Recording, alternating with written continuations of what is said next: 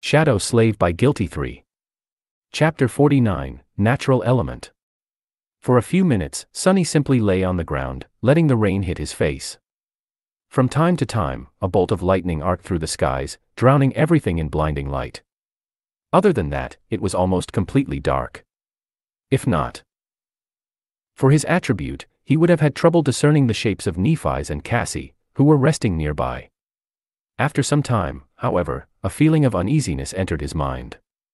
Something was off. Sunny scowled, trying to understand where that feeling was coming from. Finally, he realized that it was his shadow. It was trying to draw his attention to something. "Please, let me rest. I just want to rest." He was too tired to do anything. Both his body and mind were exhausted. However, the shadow was very persistent. It remained adamant.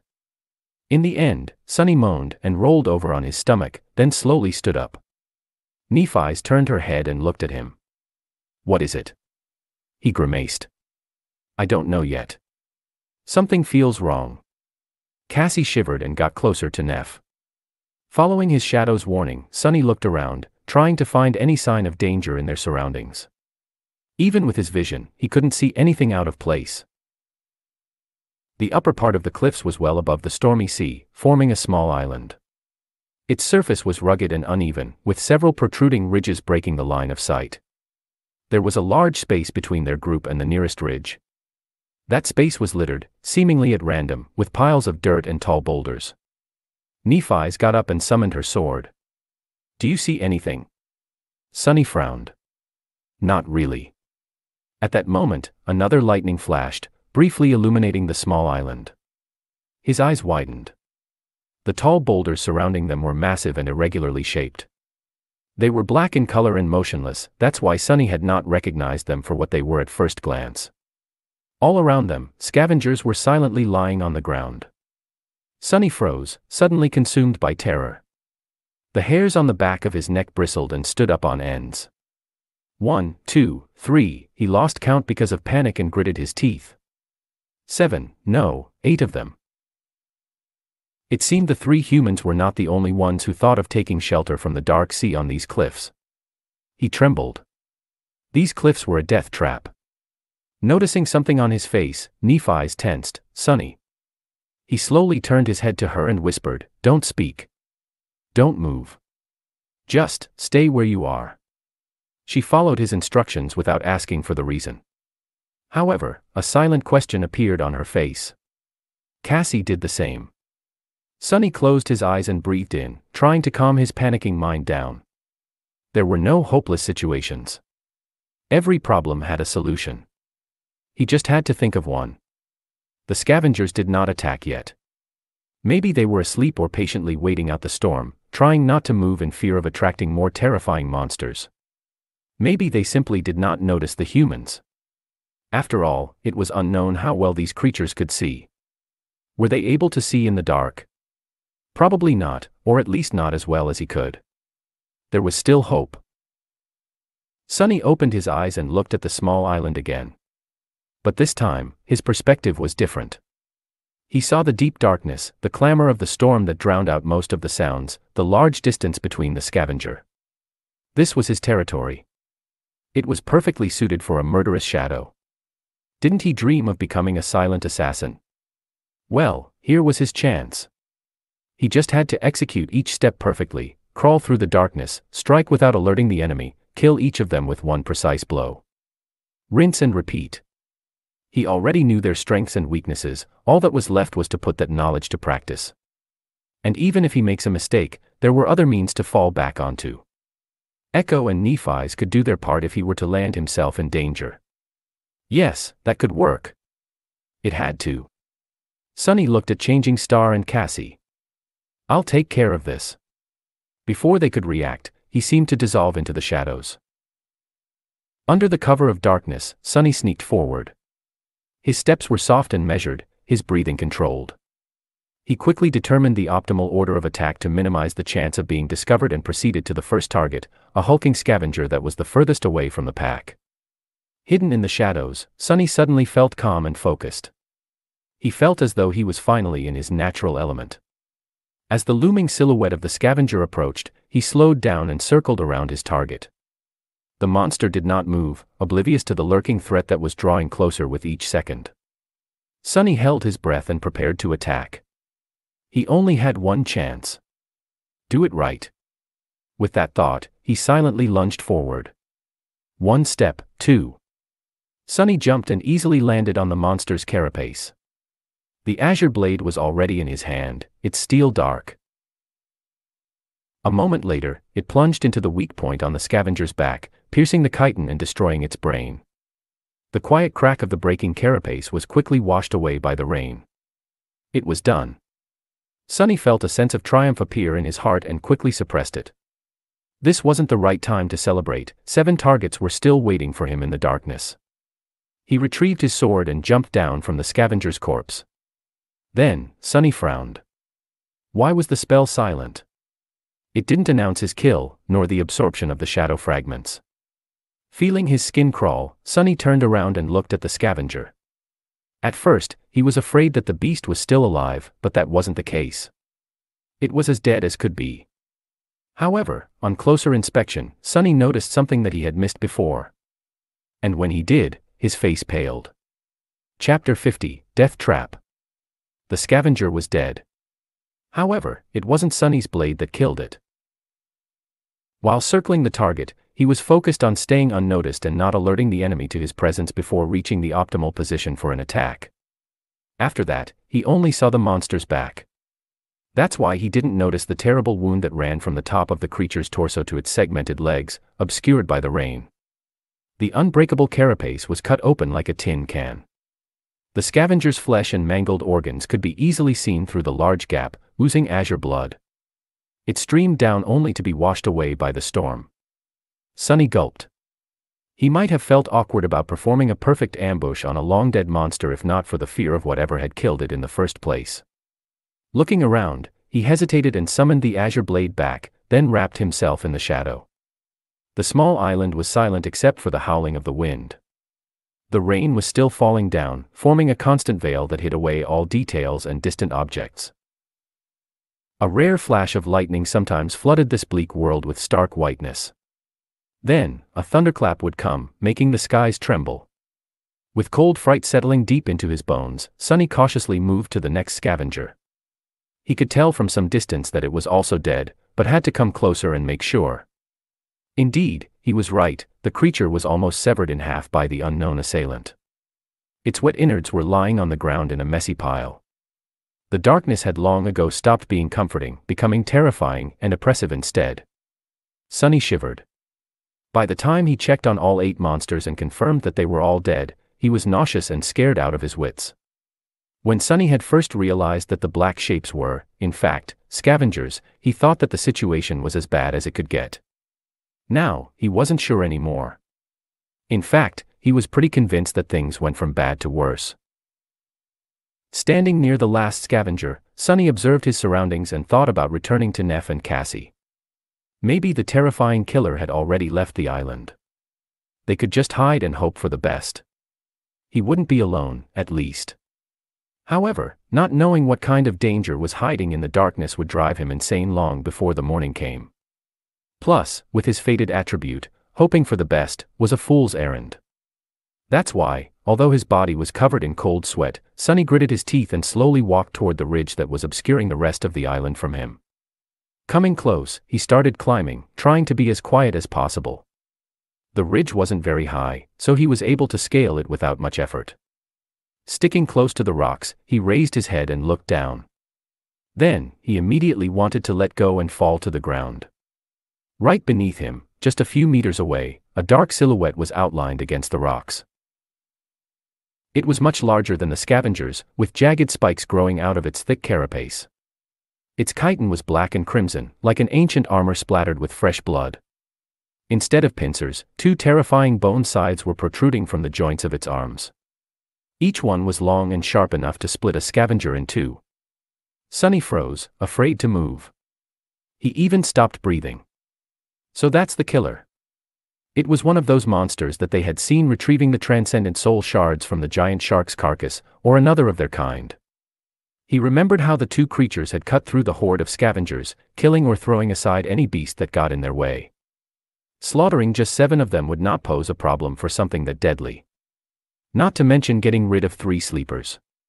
Careful not to make a sound, Sonny slowly lowered himself down. His whole body was trembling. Moving his arms and legs with utmost precision, he began climbing down from the ridge, praying not to be heard, sensed, or noticed in some other way. Luckily, the monster remained oblivious to his presence. Reaching the ground, Sonny took a few steps back, still facing the ridge. He had to force himself to turn around. Feeling as though his back was being pierced by invisible needles, the young man stealthily moved in the direction where he had left his companions. A couple of minutes later, he returned to Nephi's and Cassie. The girls were tense and nervous, waiting for his return in the darkness. Before coming out of the shadows, Sonny let them know that he was approaching. "It's me." Nephi's moved, lowering her sword a little. Her face was a little grim. "What is the situation?" she said, careful to keep her voice low. Sonny slowly exhaled, finally feeling a bit safer. For the first time, he was genuinely happy not to be alone in this cursed place. "There are 8 scavengers around us. But they're all dead. The killer is one of those big monsters we saw, the thing with the crimson pattern on its carapace and sides instead of pincers. It's hiding from the storm beneath a stone ridge not far from here." A bolt of lightning flashed, illuminating everything around. In its aftermath, it looked as though 2 white sparks ignited in Changing Star's eyes. Soon, the reflection was gone, leaving them gray and inscrutable again. She tilted her head and whispered, as though talking to herself. "An awakened monster." Sonny licked his lips. "Yeah. So, what should we do?" Nephi's thought for a while, leaning on her sword. Then, she looked at him and said, "Kill it." Sonny stared at her, lost for words. Finally, he collected himself and said the first thing that came to his mind. "Are you nuts?" The idea of fighting that thing was pretty ridiculous, if not completely insane. Realizing that his words might have sounded a bit rude, he cleared his throat and added, "I mean, have you thought this through? How are we supposed to kill that monstrosity?" Nephi slowly inhaled. "It's not a question of thinking things through. We simply have no choice." She glanced at Cassie, who was listening to them with a pale face, and explained, "We can't leave the cliffs before morning, and neither can the monster. However, once the sun rises, it will easily see us and attack. Then, our only advantage, the element of surprise, will be gone. If we have to fight it anyway, it's better to be the ones initiating the fight." Changing Star looked around and added, "It's not completely dark yet. Although barely, I can still see. Once the night comes, this won't be the case. So we will have to attack it first, and do it soon." Sonny shook his head. "This still doesn't explain how we are going to kill it. That thing just dispatched 8 scavengers like it was nothing. We are not its opponents. We don't even know its weaknesses." Nephi's frowned. After a short pause, she said, "It's just an awakened monster." Sonny couldn't help but stare at her in disbelief. "What do you mean, just an awakened monster? Have you forgotten that all 3 of us are only sleepers? Dormant humans are not supposed to be able to deal with awakened beasts, let alone monsters. The fact that we can reliably kill scavengers is already abnormal." She looked back at him, undisturbed, and simply answered, "But we are abnormal." Sonny stood there with his mouth open, not knowing what to say. Nephi sighed. "You and I both are not exactly ordinary sleepers. Aren't we? Don't try and deny it. Someone ordinary simply would not have survived in this place." He frowned, not happy about her line of thought. Meanwhile, Changing Star continued, "You, me, plus the awakened beast you have as an echo, plus the advantage of a surprise attack. I'm not saying that it will be easy. We might die. But there's a good chance that we won't." She looked down at the silvery blade of her sword, and added after a couple of seconds, "In any case. As I have already said, we don't have a choice." Sonny gritted his teeth, trying to find a logical retort. However, her reasoning seemed unassailable. He just had a really bad feeling about fighting that monster. In the ensued silence, Cassie, who had been quiet all this time, suddenly spoke, you are forgetting about the main advantage we have over that thing." Both of them looked at her, surprised. The blind girl turned to face them and slightly lifted her head. "We are intelligent, and the monster is not." Her words echoed in the darkness. Sunny sighed. It seemed that a fight with the bone-scythe monster was inevitable. Some time later, he was standing in the darkness, looking at the terrifying creature in front of him. His expression was grim and somber. Tightly gripping the azure blade, Sunny slowly inhaled. The ominous feeling he had before was still there, now stronger than ever. "I don't like this." With this thought, he exhaled and raised his hand. Chapter 51, Carapace Centurion. Monsters did possess some rudimentary intelligence, however, they could not compare to humans. At their core, they were still predators who acted mostly on instinct. Their cunning was beastly in nature and was not that hard to overcome. That gave the three sleepers a chance to leverage their advantage. After finalizing the plan, they made some preparations. While Changing Star was getting ready, Sunny had retrieved the soul shards from the 8 dead scavengers. After delivering them to the silver-haired girl, he watched as she brought them to her chest and crushed them in her fist one after another, absorbing the essence of each shard into her soul core. After a few minutes, when the changes caused by the absorption were over, Nephi's opened her eyes and slowly inhaled. To a sleeper, consuming the shards of 8 awakened beasts was equivalent to slaying 16 dormant creatures. While not tremendous, it was still a significant boost in physical ability. Her body had become stronger, faster, enhanced in every way. They were going to need every bit of that strength to survive. Because of how attuned Nephi's was to her physicality, getting accustomed to her new limits did not take long. Very soon, she looked at him and asked, "Are you ready?" Sunny sighed and glanced at his shadow, hoping to get some moral support. The shadow pretended to not notice and ignored him. "Disloyal bastard. As ready as I'll ever be." Nephi's nodded and turned to Cassie. There was nothing really to say. They had already discussed everything there was to discuss, and empty words could not make the blind girl worry any less. Come to think of it, Sunny wouldn't have wanted to trade places with her, even though out of the 3 of them she was the only one who didn't have to risk her life in combat. Facing the enemy, no matter how terrifying, was better than waiting powerlessly for the outcome, knowing that there's nothing you can do to change it. From that point of view, he was actually the lucky one. Cassie tried to put on a brave face. She turned to Nephi's and forced a smile. "Go and kill that thing. Maybe you'll finally get something decent to wear and stop making me feel so guilty." A corner of Changing Star's lip curled up. "Okay." After that, she turned to Sunny and returned to her usual serious self. "Let's go."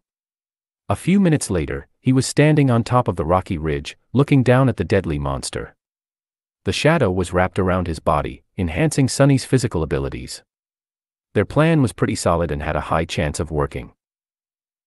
However, he still couldn't get rid of the ominous feeling that this was not going to end well. "I don't like this." With a sigh, Sunny raised his hand and summoned the silver bell.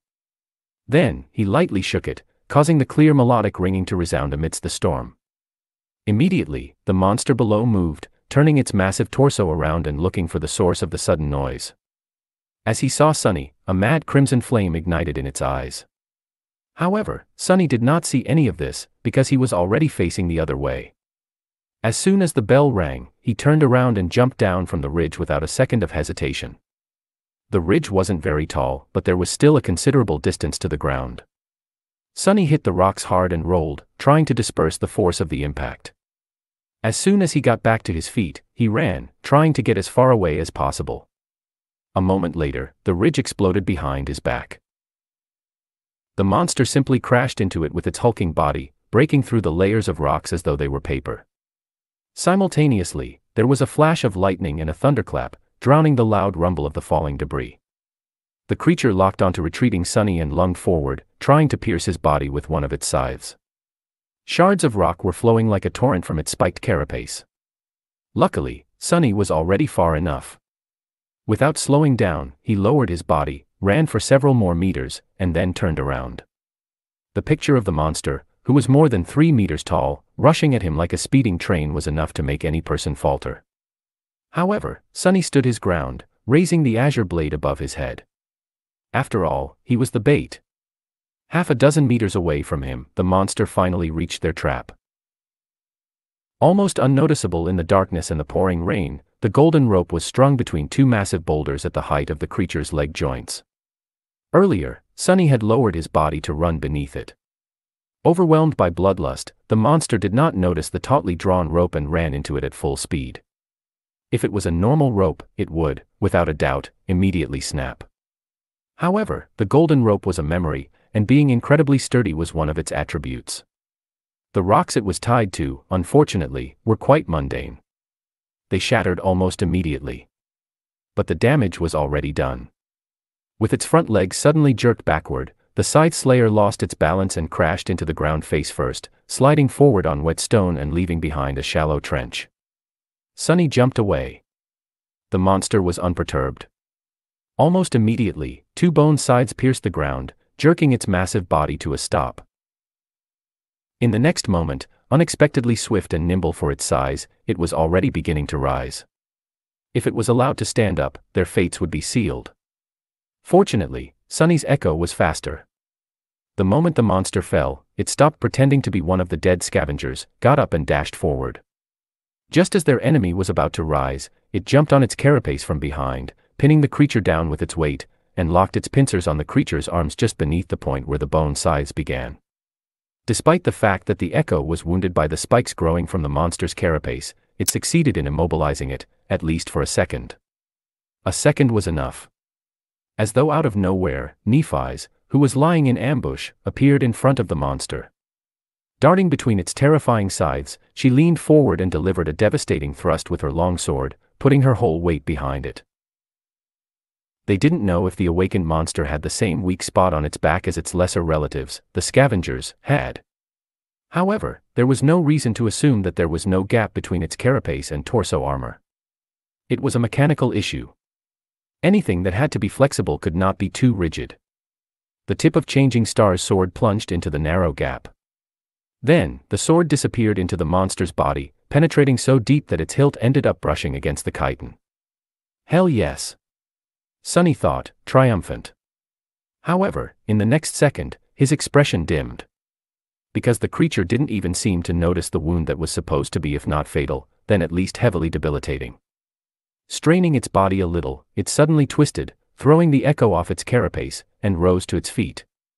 The bone scythes scraped against the rock as it pulled them out from the ground. Defenseless, Nephi's was right in front of it, her sword still stuck in the monster's flesh. Oh no. Sonny was too far away to do anything, circling around the massive creature to attack it from behind. The echo was on the ground, still reeling from being thrown off the enemy's back. It didn't seem like it could help either. For the moment, Changing Star was on her own. The scythes pierced the air, aiming for her flesh.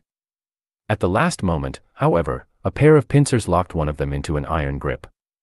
That gave Nephi's another fraction of a second to react. Letting go of the sword, she dove under the creature's body, hiding in the blind spot of the remaining scythe's attack range. As far as hiding places went, this one wasn't optimal, since all the monster had to do to crush her into a bloody pulp was to lie down. However, in that moment, Nephi's had no other choice. This is bad, this bad. By then, Sonny was already behind the creature. Hoping to buy Neph some time, he brandished the azure blade and slashed down. The sword connected with the joint of one of the monster's rear legs, drawing azure blood. However, unlike how it was in the battle against a scavenger, he failed to completely sever the limb. It was too tough and thick. In the next moment, the leg disappeared from Sonny's field of vision. Crap. As that thought appeared in his mind, Sonny raised his head and looked at the monster. Somehow, it had already turned around and was now facing him, two crimson flames burning with bloodlust in its eyes. Before Sonny could properly react, the sharp tip of a bone scythe hit him in the chest with the force of a siege ram. The only thing he managed to do was to transfer the shadow from his body to the puppeteer's shroud. Because of this lightning-fast decision, the armor held. He wasn't pierced through the heart and impaled on the scythe. However, it was a small consolation. The force of the blow was still enough to make his ribcage cave in and send his body flying through the air like a rag doll. Somehow, Sonny found himself lying on the ground. His body felt weird, and he couldn't breathe. Something bitter was flowing from his mouth, making him choke. It was blood. He was drowning in his own blood. Weakly, Sonny tried to move, but his limbs wouldn't listen to him. Only the shadow listened, enveloping his body and delaying the inevitable a little. I'm hurt. With his thoughts moving slower and slower, as though submerged in a dense fog, he looked up, hoping to see the stars. Instead, he saw two burning crimson eyes approaching him from the darkness.